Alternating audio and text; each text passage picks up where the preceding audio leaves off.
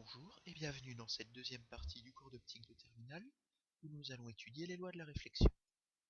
Le phénomène de réflexion se produit lorsqu'une lumière incidente rencontre une surface réfléchissante. La lumière réfléchie se propage alors dans le même milieu que la lumière incidente. Comment fonctionne ce phénomène? Pour le savoir, nous avons modélisé l'envoi d'un rayon incident vers une surface réfléchissante et observé le comportement du rayon réfléchi. Nous avons pu constater que les angles d'incidence, ici de 10, 30 et 60 degrés, étaient respectivement égaux aux trois angles de réflexion, 10, 30 et 60 degrés également. Ainsi, nous avons pu établir les lois de la réflexion.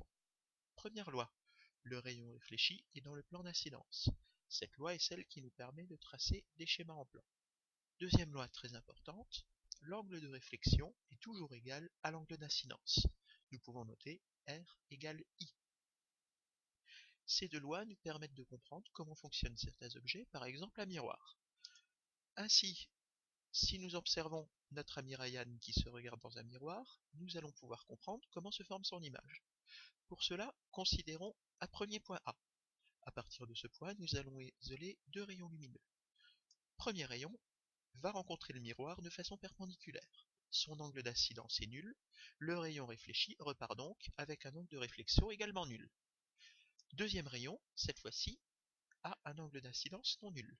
Cet angle d'incidence se mesure par rapport à la normale au miroir et nous allons le noter IA. L'angle de réflexion correspondant est forcément égal à cet angle IA. Nous allons le noter R1 et sa mesure nous permet de tracer le rayon réfléchi. L'image du point se trouve donc à l'intersection de ces deux rayons réfléchis. Vous allez me dire, ces deux rayons ne se coupent pas. Et pourtant si on les prolonge, on constate que l'intersection existe, mais qu'elle se trouve de l'autre côté du miroir. Nous avons ainsi construit A', l'image du point A, par réflexion. Considérons maintenant un point B et faisons le même travail. Nous avons toujours un premier rayon avec angle d'incidence nul, son rayon réfléchi a un angle de réflexion nul. Ce deuxième rayon a un angle d'incidence toujours mesuré par la normale que nous allons nommer I2. Son angle de réflexion est égal à I2, nommons-le R2, et nous pouvons ainsi tracer le deuxième rayon réfléchi. De la même façon, leur intersection se trouve de l'autre côté du miroir, nous trouvons ainsi la position de B', image du point B.